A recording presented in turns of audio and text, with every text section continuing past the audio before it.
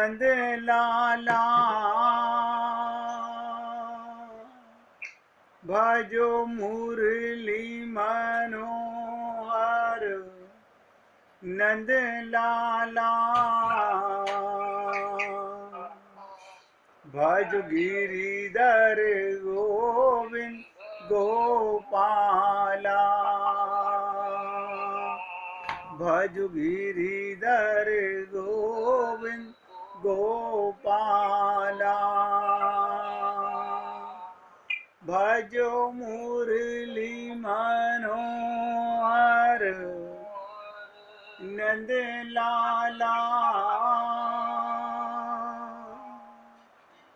भजो मुरली मनोहर नंद लाला भज गिरिधर गोविंद गोपाला भज गिरिधर गोविंद गोपाला बोलिए वृंदावन बिहारी लाल की जय जय श्री राधे जय जय श्री राधे। सभी भक्तों से निवेदन, बहुत एकाग्रचित होकर सत्संग के प्रत्येक शब्द को हृदयंगम करने का पूरा प्रयत्न कीजिएगा। आज एक भक्त ने, मैं नाम नहीं बता रहा हूँ, आप ही लोगों में से किसी भक्त ने पूछा कि क्या जो हम पूजा करते हैं, हम मंदिर जाते हैं, हम भगवान का भोग लगाते हैं, हम व्रत करते हैं, हम तीर्थों में जाते हैं, क्या वो भक्ति नहीं है? हमें बहुत अच्छा लगा, हमें बहुत अच्छा लगा कि कोई तो पूछने की हिम्मत करता है। बाकी तो बहुत से लोग तो ये सोचते हैं कि हम पूछेंगे तो इसमें हमारा अपमान है। मैं बहुत खुल के बोल रहा हूँ, आपका अपमान नहीं, बहुत बड़ा सम्मान है। जैसे डॉक्टर के सामने जाकर के हम अपनी बीमारी खुलकर बताते हैं, और मैं तो आप लोगों का सेवक हूँ, मुझसे तो आप खुल कर के जो आपके मन में प्रश्न हो पूछ भी सकते हैं। सबके बीच में पूछिए, मैसेज करके पूछिए, जो आपके मन में भगवत संबंधी कैसा भी प्रश्न हो, सबको पूर्ण अधिकार है। अब ध्यान से सुनिएगा। उस भक्त ने पूछा कि हमारी पूजा, हमारा पाठ, हमारा उपवास, हमारा जप तप, हमारा दान, मंदिर में जाना, परिक्रमा लगाना, तीर्थों में जाना, क्या ये भक्ति नहीं है? इससे सबको लाभ मिलेगा। प्रश्न एक ने किया, मैं खुल के बता रहा हूँ, ये भक्ति है, लेकिन कौन सी भक्ति है? देखिएगा, प्रश्न पूछा है तो पूरा जवाब भी पाइएगा। कौन सी भक्ति है? हम ये जो पूजा करते हैं, शरीर मान के या आत्मा मान के? हम मंदिर जाते हैं, वहाँ आत्मा परमात्मा का दर्शन करती है या आंखें दर्शन करती हैं, शरीर दर्शन करता है? हम उपवास करते हैं तो सब सोचिएगा, क्या मैं उस दिन ये सौगंध खाता हूँ कि आज मैं पूरा दिन भगवान का सुमिरन करूँगा? लेकिन कोई ऐसा नहीं करता। तो वो उपवास भी, उपवास तो है आपकी दृष्टि में, समाज की दृष्टि में भी है, लेकिन भगवान की दृष्टि में उपवास नहीं है। क्योंकि हम अपने को देह मानते हैं, हम माया के अधीन हैं। मैंने आप लोगों से निवेदन किया था, हम माया के अधीन हैं, और संत महात्मा मायातीत हैं, और भगवान मायाधीश हैं। यानी संत महात्मा माया से शरीर में रहते हैं, संसार में रहते हैं, सब कुछ यहीं का खाते पीते हैं, लेकिन वो माया से परे हो चुके हैं। और भगवान तो मायाधीश हैं, क्योंकि माया तो उनकी दासी है। अब ध्यान से सुनिएगा, आपकी पूजा शरीर से, इंद्रियों से क्यों हुई? हाँ, इसी से करते हैं हम। आपका भजन गाया हुआ मुख से, ये हृदय की आवाज होती है, मन की आवाज होती है। मन भगवान के साथ कैसा जुड़ा हुआ है, इन भक्ति को जो आप हम लोग कर रहे हैं, सब ध्यान से सुनिएगा, आप हम लोग जो भक्ति कर रहे हैं ये तामस भक्ति है। कौन सी भक्ति है? तामस भक्ति है, राजस भक्ति है, सात्विक भक्ति है, हैं? इससे भगवान नहीं मिलेंगे, 101% नहीं मिलेंगे।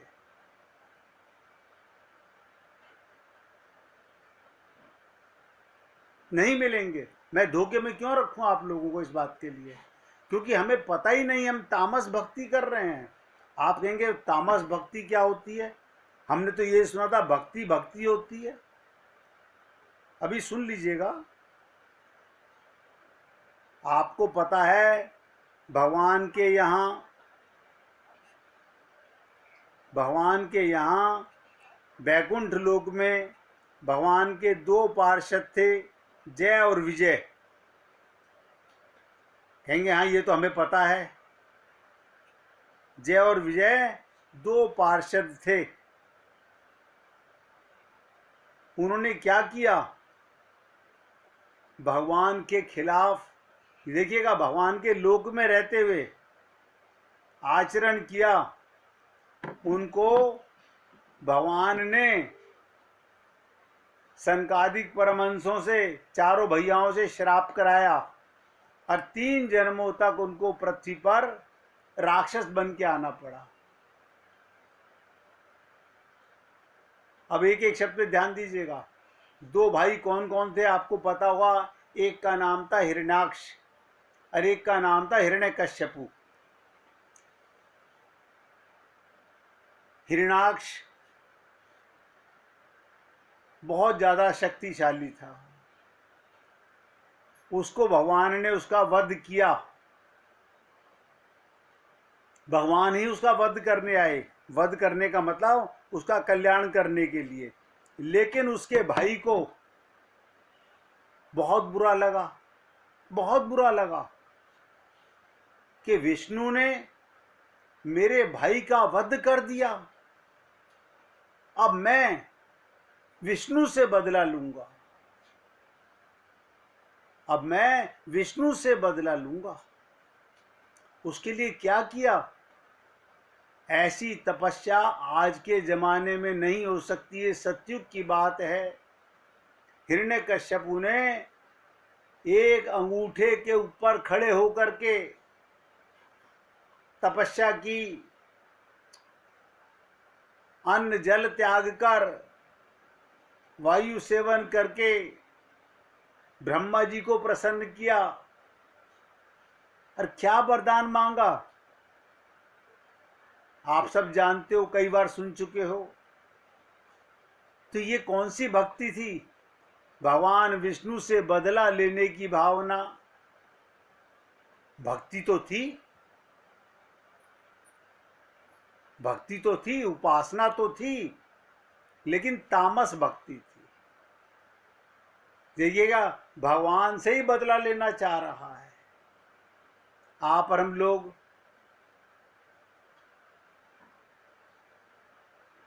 कोई बुरा नहीं मानेगा। मन के अंदर मेरे परिवार में मेरे रिश्तेदार ने मेरी ये हक मार लिया, मेरा ये छीन लिया, भगवान उससे बदला लेंगे, भगवान सब देख रहे हैं। अब उसका एक्सीडेंट हो गया, आपने कहा उसने मेरे साथ बुरा किया था ना, देखो उसको मजा आ गया, मजा मिल गया। इसका क्या मतलब हुआ? ये आप जो कुछ करते हो ये तुम्हारी तामस भक्ति है। किसी का भी अनहित चाहना। और लोग आग तो पंडितों से जाके पूछते हैं, उसने मेरे साथ में ऐसा किया, हम उसका बदला कैसे लें, हम यज्ञ कराएं, हम हवन कराएं, आप जाप कर दीजिए, उसका बुरा कर दीजिए। ये सब तामस भक्ति है। किसी दूसरे का अनहित चाहकर, बुरा चाहकर। हिरण्यकश्यपु ने तो भगवान से बदला लेने के लिए भक्ति की, अपना परिवार त्याग के चला गया और जाके इतनी बड़ी तपस्या की, आज तक कोई नहीं कर सका। अब आप समझ सकते हैं, अगर आपके मन में भगवान की पूजा करते हुए एक बार भी ये भाव आ गया कि प्रभु जी देख लो उसने मेरे साथ में ऐसा किया, अब मजा तो तब आए जब आप उसके साथ में भी ऐसा करोगे। तो ये क्या कर रहे हैं हम लोग?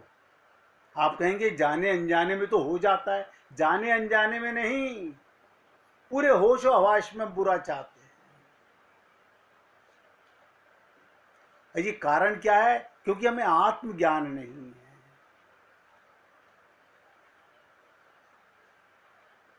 भक्ति माने होता है प्रेम, प्रेम माने होता है देना। हम वो नहीं कर रहे। किसी का बुरा चाहना ये तामस भक्ति में आता। भक्ति तो सभी करते हैं, आनंद तो सभी चाहते हैं। जो एक बार मुख से राम नाम नहीं बोलता वो भी आनंद चाहता है। उसने हमारी जमीन हथिया ली, उसने हमारे पे मुकदमा कर दिया। ध्यान से सुनिएगा, अब हम भैरव जी को शराब चढ़ाने जा रहे हैं, किस लिए? उसे मुकदमे में हराना है। मंदिर में गए हो तो भगवान को प्रसन्न कर रहे हो, किस लिए? उसको मुकदमे में हराने के लिए। ये सब तामस भक्ति है। इसका कारण क्या है? मूल में हमको अपना ज्ञान नहीं है कि मैं कौन हूं। बस एक मैं की गलती से हमसे सारी त्रुटियां होती हैं।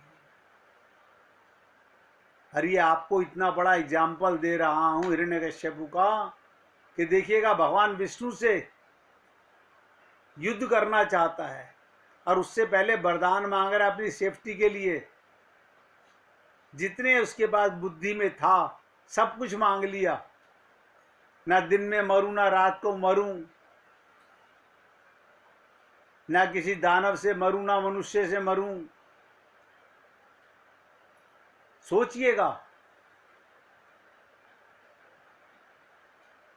तो जिस किसी के प्रति भी हमारे मन में, किसी के प्रति भी अगर एक बार भी दुर्भावना आती है, एक बार भी, चाहे वो रिश्तेदार हो, सगा भाई हो, सगा संबंधी हो, हमारा पार्टनर हो, हमारा पड़ोसी हो, हमारा कोई भी दुश्मन हो, अगर मन में एक बार भी आया तो ऐसा समझिएगा आपकी सारी भक्ति तामस हो गई।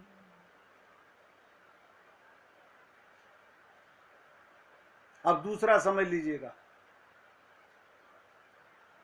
राजस भक्ति क्या होती है? प्रभु जी हमारा व्यापार नहीं चल रहा, हमारा शरीर बहुत बीमार रहता है, हमारे को इलेक्शन में जिताना है प्रभु जी। आप देखते हो सारे मिनिस्टर लोग इलेक्शन के दिनों में मंदिर जाते हैं। व्यापारी लोग काम नहीं चल रहा तो मंदिरों में जाते हैं, सवा मनी चढ़ा के आते हैं, छतर चढ़ा के आते हैं भगवान का। ये सब क्या है? ये सब राजस भक्ति है। हम किसी का बुरा तो नहीं किसी का बुरा तो नहीं चाह रहे, लेकिन चाह तो संसार ही रहे हो। झूठा मान सम्मान, कोई हमारा अपमान ना करे, हमारे को धन बहुत मिले, यानी कोई ये सोचता भी नहीं कि जिसे मैं छोड़ करके मरूंगा, मैं उसके लिए भगवान से भक्ति कर रहा हूं। हमारे घर में लड़कियां 4 हो गई हैं, एक लड़का पैदा हो जाए, श्रीमद् भागवत महापुराण में पहली कथा आती है। धुंधकारी जहां पैदा हुआ, वो भी आत्मदेव आत्महत्या करने गया था मरने के लिए, कि भगवान से कितनी मन्नतें मांग ली, लेकिन मेरे घर में बेटा पैदा नहीं हुआ, संतान नहीं हुई। और हुआ तो क्या हुआ, धुंधकारी पैदा हुआ। मैं तो सिर्फ आप लोगों के सामने एक छोटा सा एग्जाम्पल देने के लिए तामस के 1 नहीं 100 एग्जाम्पल दे सकता हूं। राजस के वो तो आप और हम सब लोग 99% बेटा इधर भगवान के जाकर के बोल के आ कि प्रभु जी मुझे पास कर देना, मेरा एडमिशन करा देना। ये सब क्या है? ये एक तरफ तो गाते हो भजनों में कि जाही विधि राखे राम ताही विधि रही हो, ये सब राजस सुख है। आपको पता है कि ध्रुव के पिता ने जब अपनी गोदी में बैठाया हुआ था तो उसकी सौतेली माँ ने आकर के उसको उसके पिता की गोदी से उतार दिया, और उसकी माँ ने क्या कहा कि बेटा जाकर के भगवान से प्रार्थना कर। ध्रुव, ध्यान से सुनिएगा, ध्रुव जब गया छोटा सा बालक वन में, तो क्या कामना थी? मैं ही राजा बन जाऊं। राजस भक्ति के लिए गया था, लेकिन नारद जी जैसे संत मिले, जीवन में आए, उन्होंने प्रेरणा दी और उसने साधना की, भगवान स्वयं प्रकट हो गए। और भगवान ने जैसे ही अपना शंख ध्रुव के मुख से लगाया, उसे सारे वेदों शास्त्रों पुराणों का ज्ञान हो गया। भगवान कह रहे हैं बेटा वर मांग, तो ध्रुव से बोला नहीं गया, ध्रुव नहीं बोल सका।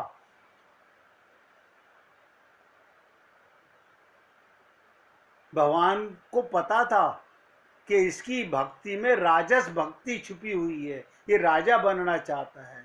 तो ध्रुव को भगवान ने ध्रुव लोक दिया और राज भी बहुत बड़ा दिया।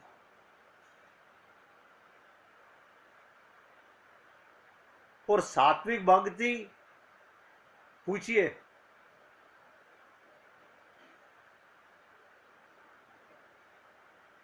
त्रिपिता जी कुछ पूछना चाह रही है, पूछिए।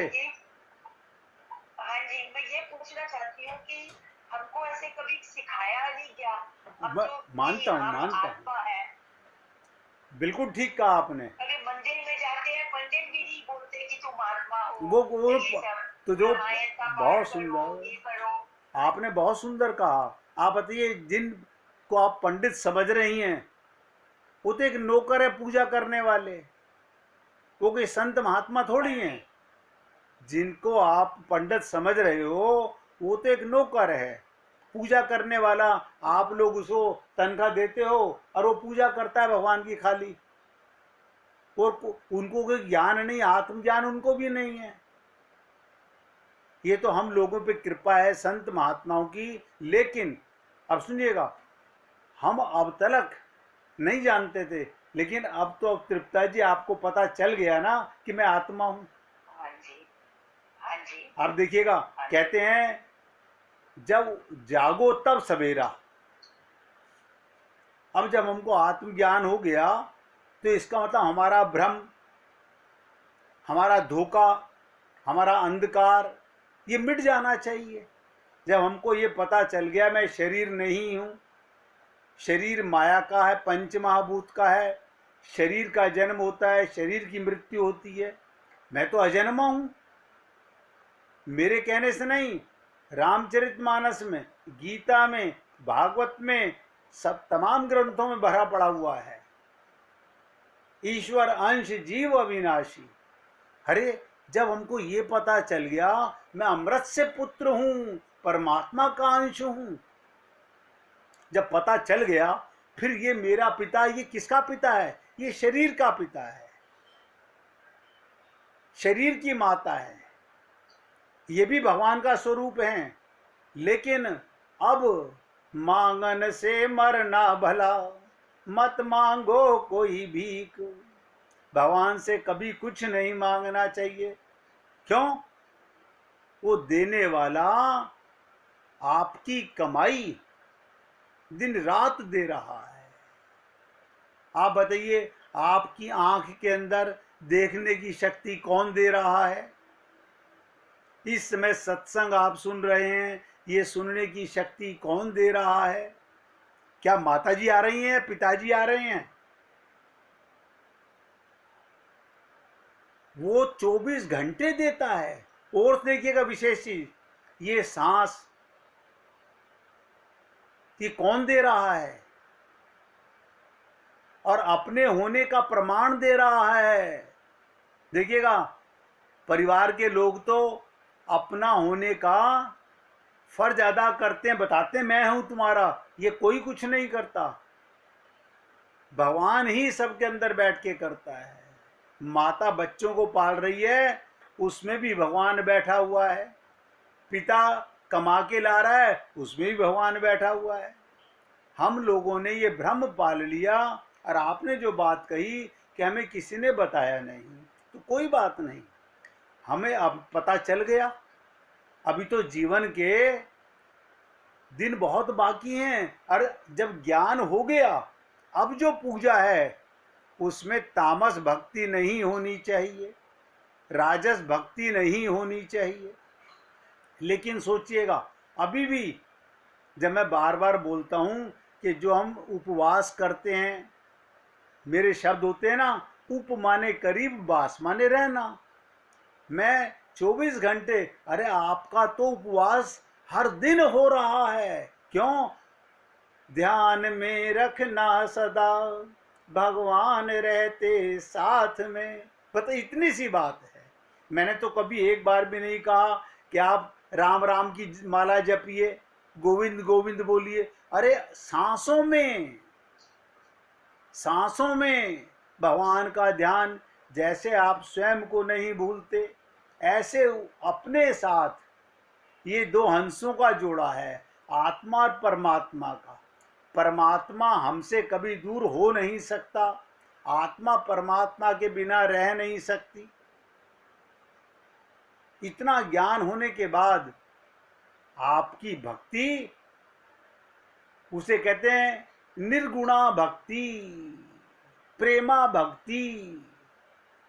जैसे गोपियों की भक्ति थी, शरीर में रहती थी, परिवार की सेवा करती थी, सबका काम करती थी, और हर सांस में अपने प्रीतम को याद करती थी। हर सांस में हो सुमिरन तेरा। इसलिए इसका मलाल मिट जाना चाहिए कि हमारे को किसने नहीं बताया। कोई बात नहीं, मैंने कहा ना, जब आंख खुली तब सवेरा। अभी तो हाँ जी, नहीं हमको तो ये जब मैं कह रही थी कि जब हम छोटे थे जी, तो हम अपने घर में पूजा करते, ये जगराते पे जाना, ये सब हाँ करना। पर हम जब अमेरिका में आए तो कोई संत आए बाहर इंडिया से, वो हाँ सच्चिदानंद संत हाँ जी, हाँ है जी, हाँ जो जी, अभी हम फॉलो करते हैं। उन्होंने हमने कहा, हमको 5 चीजें की आज्ञा दी। जी, बोलते हैं कि हम रिलेटिव व्यू पॉइंट से या व्यवहार दृष्टि से तुम जुड़ता हो, और रियल व्यू पॉइंट से और निश्चय व्यू पॉइंट से तुम शुद्ध आत्मा हो। और जो भी कुछ हो रहा है व्यवस्थित शक्ति करती है, और संवाद भाव से सबके साथ प्यार से रहो। सब जो भी तुम्हारी है, जैसे हस्बैंड, बच्चे, माता पिता, बहन भाई, जो वो ये सब फाइलें हैं और किसी को भी दुख नहीं पहुंचाना है और शुद्ध आत्मा की रकम में जमा करना है, सब की भी सत्संग में जाना रखना है, सब करना है। ये 5 आज्ञा दी। बहुत बहुत अच्छा है, तो हमको पता चला। बहुत अच्छी बात है। हाँ जी। मैं वही बोल रहा हूँ, जिस समय जिस संत महात्मा की कृपा से हमको आत्मज्ञान हो गया, इसका मतलब हम अब परमात्मा की संतान हैं। अब हमारा करना सब भगवान के निमित्त हो रहा है। अब आपकी कमाई हो रही है, ये कमाई है जिसे कहते हैं ना, धनवंता सोई जानिए जापे राम नाम धन होए। अब और आगे चर्चा करते हैं। आपको जो संत से मालूम पड़ा सत्य मालूम पड़ा, लेकिन आत्मज्ञान होना चाहिए, थ्योरेटिकल नहीं, प्रैक्टिकल होना चाहिए। समाज में रहो, सबके अंदर। मेरा ये प्रॉब्लम ये है कि हमारे अच्छे अच्छे इधर दोस्त हमारी उम्र के हैं, उनको भी हम बोलते हैं कि हम शुद्ध आत्मा है, तो वो अभी भी नहीं समझते। नहीं, देखो ऐसा है, कि वो अभी भी पूजा में व्रत में जब हाँ, अभी आप समझे नहीं, मैं तो यहाँ बता रहा हूँ, जो सत्संग सुन रहे हैं उनका भी यही हाल है। अभी भी वो लकीर के फकीर बने हुए हैं। ऐसे सत्संग के अंदर लोग हैं जो अभी भी लकीर के फकीर बने हुए हैं। लेकिन हमें कोई समझे बहुत अच्छी बात है, ना समझे उसकी बुद्धि की बात है। हमारा तो काम है लोगों को बताना, जगाना। लेकिन कोई जागे या ना जागे, अब कोई ममता मोह आसक्ति के चक्कर में पड़ा हुआ है। हमारी सास करती थी, हमारी माँ करती थी, हमारे पिता करते थे, वो लकीर के फकीर बने हुए हैं। उनका कोई इलाज न था, ना है, ना कभी होगा। अब 1 मिनट भगवान को पुकारिए।